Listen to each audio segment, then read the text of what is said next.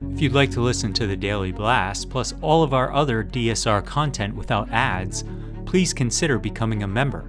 In addition to no ads, members receive bonus content for virtually all of our shows, an invitation to join the DSR Slack community, access to our Discord community, and enhanced show notes for select shows. For this week only, get 50% off the first year or first month of membership.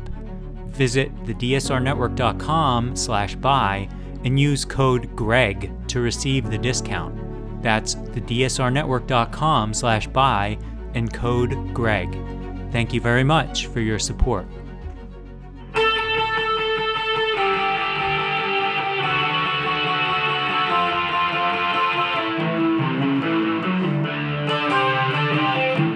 This is the Daily Blast from the New Republic, produced and presented by the DSR Network. I'm your host, Greg Sargent. A few days ago, Elon Musk triggered outrage by promoting an extraordinarily vicious speech by a far-right Dutch activist that pushed virulent white nationalist ideologies. Musk added that Europe is threatened by population collapse and suggested that in the long run this could lead to what he called dead civilizations. Something often gets lost in these controversies. It's that the ideas Musk is pushing here are part of a genuine movement, one that's shaped around long-term anxieties about demographics. So today we're talking to Gabby Del Valle, author of a new piece for Politico magazine that digs deep into the campaign on the far right to get people, or certain people anyway, to have more babies. LaValle writes for The Verge about this and other related issues like immigration and great replacement theory. Welcome, Gabby. Thanks for having me. Let's start here. In your piece, you describe a political and social movement that's shaped around existential fears of falling birth rates, primarily in Western liberal democracies. You call it NatalCon for short. Can you tell us what that is? Yeah, so the Natalist Conference is, or describes itself as being concerned with both the decline in birth rates in the US and Western Europe and the decline in birth rates globally. But it was pretty fundamentally conservative. Most of the speakers were conservative. One of them was Michael Anton, who worked in the Trump White House.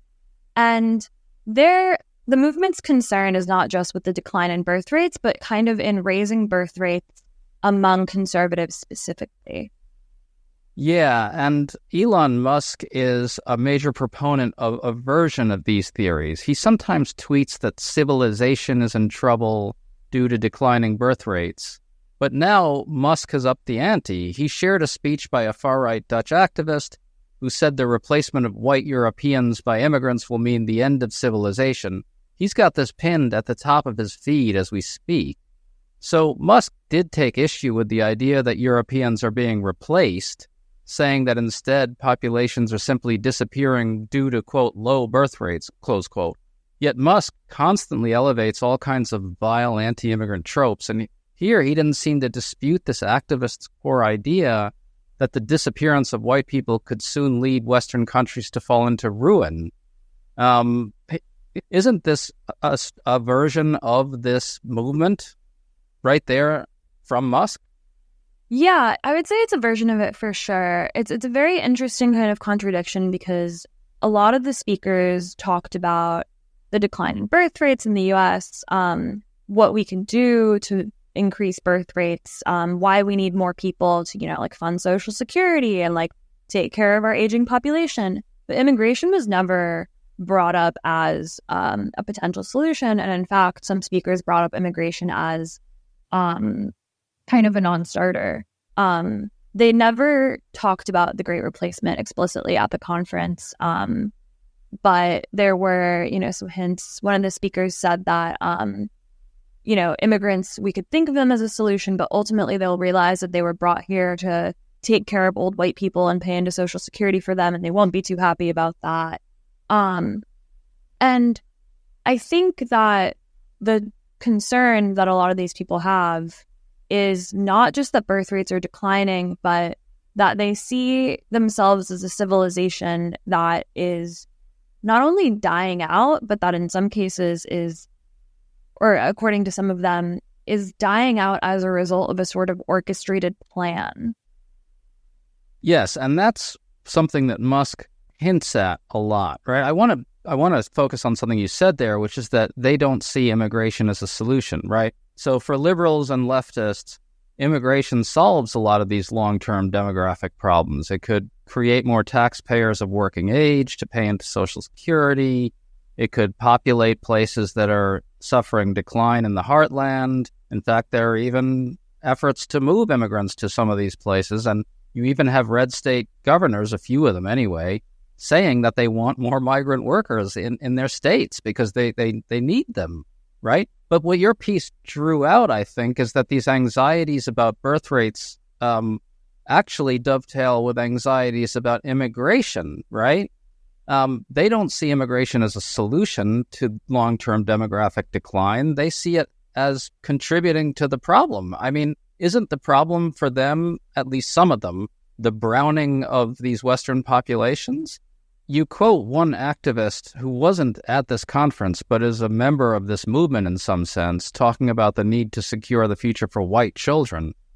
Others keep this kind of disguised, like Musk, who's careful to talk about the threat to quote-unquote civilization.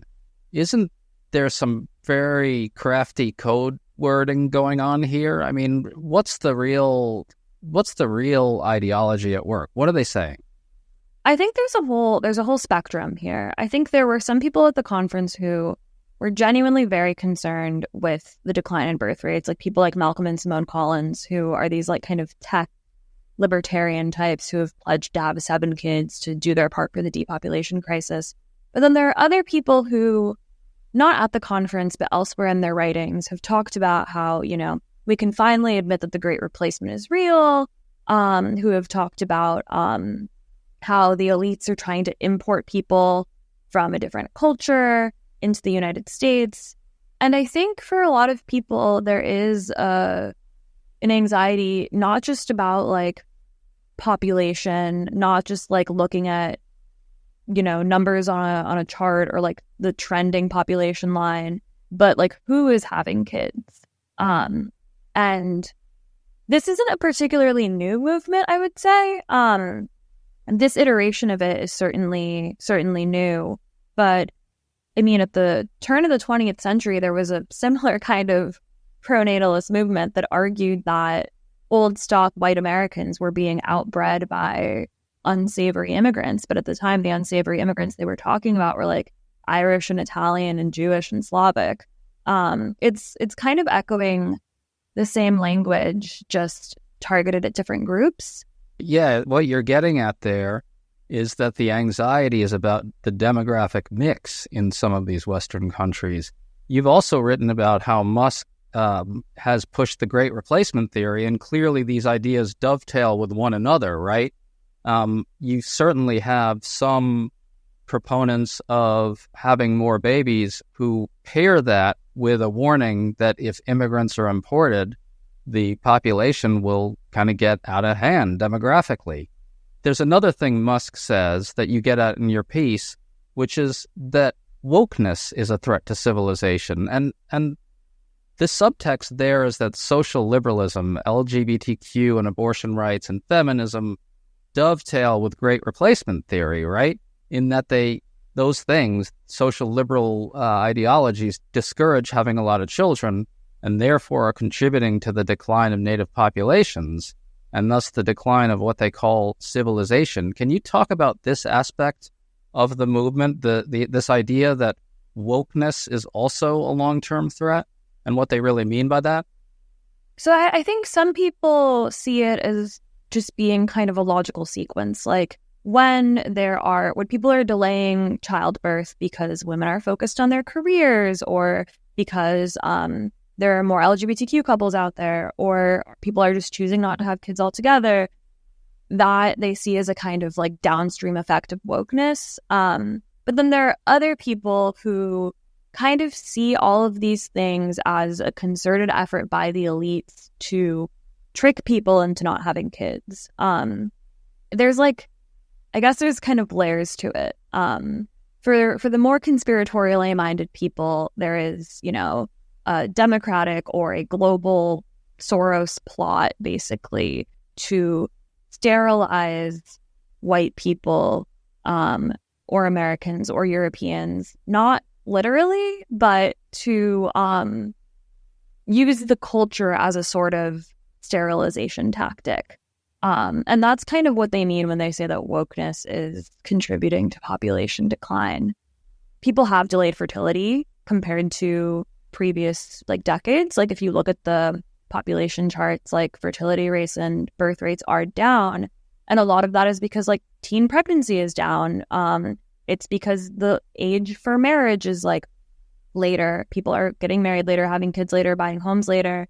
But there was very little discussion of the economic reasons or other structural reasons why this might be happening. It was just kind of all largely blamed on wokeness, on the elites not wanting you to have kids.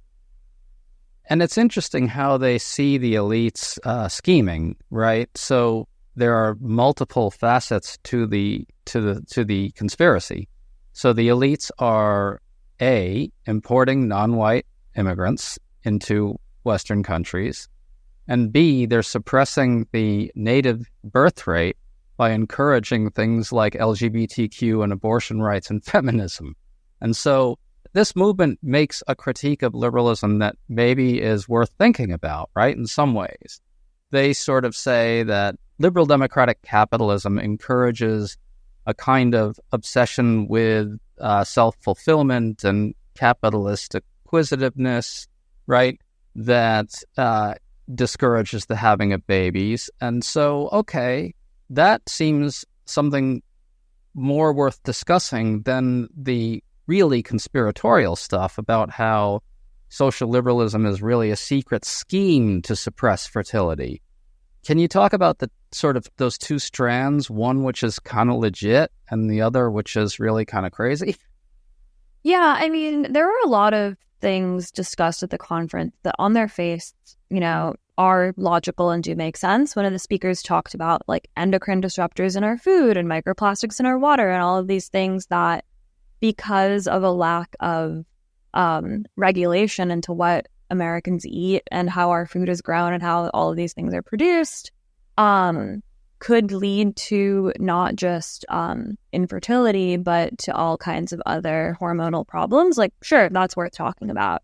Some speakers talked about how, capitalist excess, the pursuit of a career above all else, has encouraged people to think about themselves as individuals rather as members of a community or as members of a family. And I think, we have made it much harder for people who want to start families because of things like student loan debt and the rising cost of housing and stagnating wages.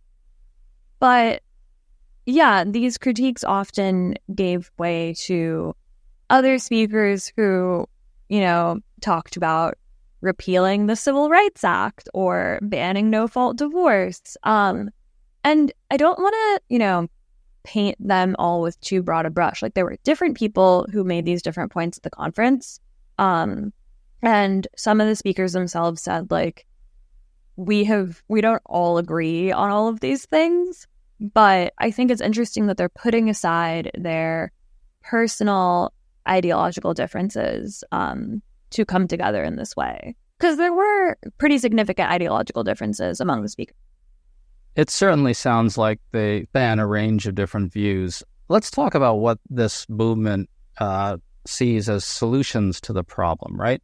And I want to pick up on something you said there. Many on the left do support certain policies making it easier to have kids, such as a child tax credit, more spending on public education and universal daycare, efforts to boost wages at the lower end of the income scale, like you mentioned, and so forth.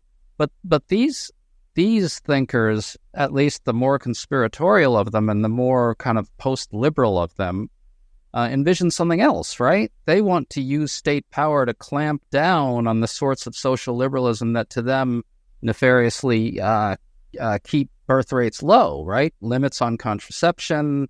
Obviously, we're seeing red states pass anti-LGBTQ and anti-trans stuff. Obviously, limits on abortion that are getting worse in many of these states. Is that a fair point? Is that am I right about that? do they want to use state coercion to drive up the fertility rate in some sense? I think some of them do and some of them don't. I think some of them kind of want to completely opt out of the system altogether. They kind of just want to focus on their own, not entirely off-grid, but sort of off-grid communities. They talked a lot about, like building parallel economies, just like kind of completely opting out of the system. I think others would like to, limit abortion, limit access to contraception. As I said before, ban no-fault divorce. I mean, there are representatives there from the Heritage Foundation, which is involved in Project 2025. But then there were also people who were kind of happy, or at least said they were kind of happy to just like let liberals die out on their own, let the left die out on their own. They were talking about how, to quote one of the speakers, the other side is sterilizing themselves. And even the ones who are having kids aren't having that many kids. Like the libs are having like 1 to 2 kids if they're having kids at all because they're so scared of climate change. Meanwhile, we're having 4, 5, 6, 7, 8 kids. So I think for a lot of people, it's not even about coercing others. It's just like, well, we're going to have more babies than you, and we're going to make up more of the population than you. So good luck. That brings me to the ways in which this movement kind of bleeds into other movements like white nationalism and Christian nationalism, which your piece really illustrated, I think, vividly. It's really an anti-pluralist movement in the end, right? They think that if enough like-minded people have enough babies, future majorities will look like them and think like them. So their answer to pluralism and political disagreement is to outnumber everybody else. I just wonder why they assume all their offspring will see things that way. I mean, is there a sort of an anti-pluralist streak to all this? I think there is an anti-pluralist streak to all of it, but it's really interesting because one of the speakers got on stage and was like, wow, we have such amazing diversity here. We've got your trad Caths, we've got your conservative Mormons, and he was totally serious. He was like, that is hugely diverse as far as opinions go. And, Catholics and conservative Mormons obviously don't see everything the same, sure. But they're both trad Caths and conservative Mormons are religious conservatives. And, I spoke with Malcolm and Simone Collins, who are the tech couple who are planning on having 7 kids to combat underpopulation.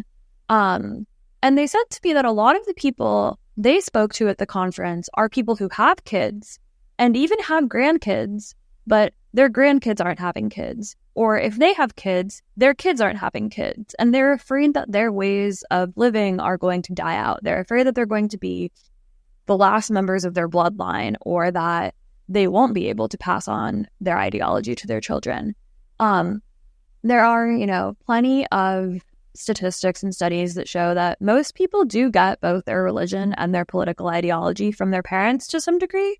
So I don't think it's entirely off base to say that if you raise your children to be conservative Christians, that they will probably grow up to be conservative Christians, but it's not a guarantee. It's not foolproof. And I think that's kind of what they're counting on. If you have 8 kids and 2 of them become drag queen liberals, and you've still got 6 more. I don't know. I guess that could work. I mean, it's interesting to me that they really want to sort of solve the problem of political disagreement and divided communities by kind of outnumbering the people who don't think like them. Let's just bring this back to Elon Musk for a sec. One thing we're seeing pretty regularly is he's using Twitter or X or whatever to elevate the ideas of these types of movements in a very concerted way. There's a really flourishing global information space devoted to it. You've written about Musk elevating great replacement theory, which, as we discussed, is a related idea. When does this all come down to it? I mean, we do have to understand what ideas Musk is really pushing here. When he goes out there and does these tweets, he's drawing on a very large set of developed ideas and ideologies that have a real movement behind them. Is that right? Yeah, absolutely. I mean, I think there's a pretty clear line between the Charlottesville tiki torch people chanting "Jews will not replace us" to the Elon Musk tweets about the Great Replacement.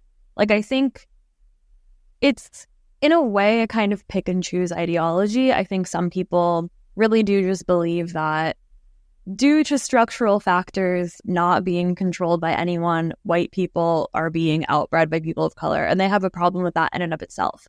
But then there are also people who believe that there's some kind of like globalist conspiracy to eliminate the white race through immigration, through like what they call gender ideology, through wokeness, through liberalism. And that gets tied up into a bunch of other stuff. I mean, I've written for the Baffler before about like tradwife influencers and this sort of idea of the Great Reset, which like very, very briefly, it's just like this idea that the elites use COVID to basically, kill us all off, make us live in pods, eat bugs. Some of them are afraid of like 15-minute cities. Like they've just like, they have this critique of liberalism that I think is pretty salient, which is that, you know, we're being asked to make less money, to live with less, to eat food that is bad for us, to put off having families if we want them.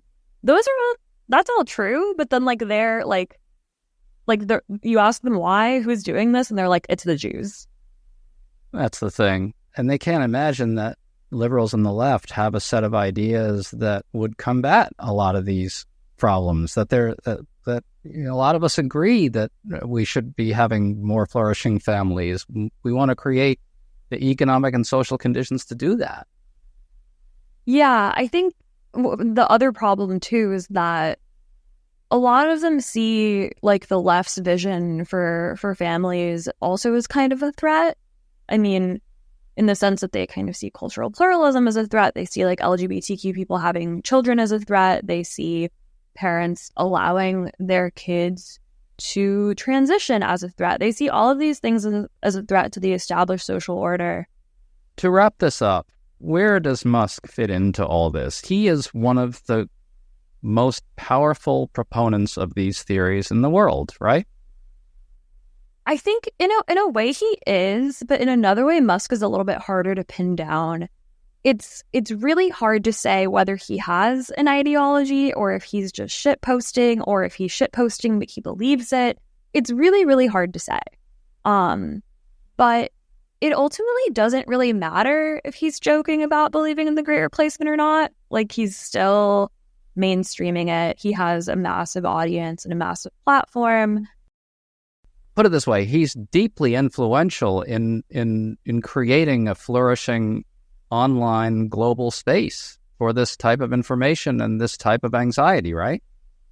Yeah, absolutely. And I mean, even since his takeover of Twitter or X, there has been, I'm not sure if it's a proliferation of this content in a way that there wasn't before, or if it was always there and it was previously getting flagged and moderated and taken down and now it's not.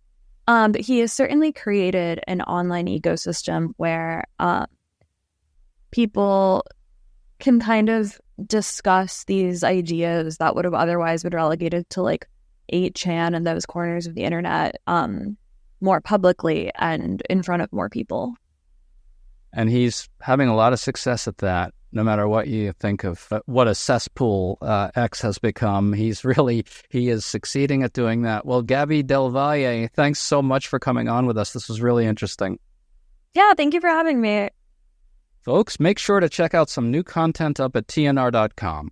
Matt Ford on the push by corporate interests to challenge Biden's new pro-labor non-compete rule, and Liza Featherstone on a new campaign to end the practice of charging people for water, which should be treated as a public good. We'll see you all tomorrow. You've been listening to The Daily Blast with me, your host, Greg Sargent. The Daily Blast is a New Republic podcast and is produced by Riley Fessler and the DSR Network.